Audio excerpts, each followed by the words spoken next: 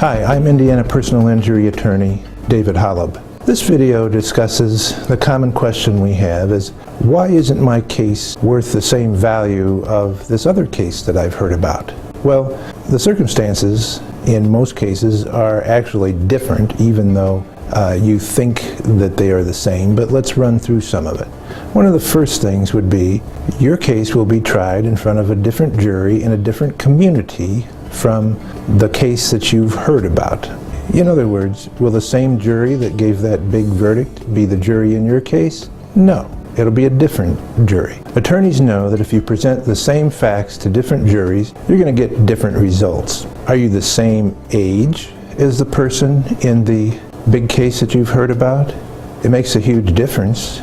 If you're 20 years old and you have a 60-year life expectancy of suffering and pain, and the other person is 60 years old and has a 20-year life expectancy of suffering and pain, it can make a big difference between values on cases and what juries might decide to appraise as to the value of your claim.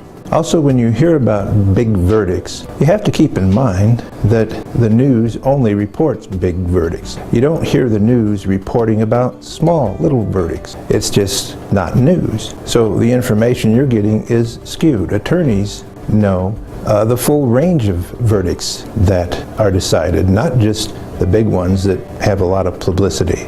You also have to consider whether the case that you have has the same level of ongoing medical care and treatment and expenses as the big case that you heard about. Additionally, you need to have information about whether the big case had lots of lost earning information or other information as to damages that your case does not have. For example, a broken arm to an athlete that's paid to throw a ball can be worth a whole lot more in terms of damages than an arm to an office worker who can get by typing for a time while that arm heals. We hope this information has been helpful to you on this subject. If you have additional questions about this subject or about injury cases in general, please feel free to give us a call.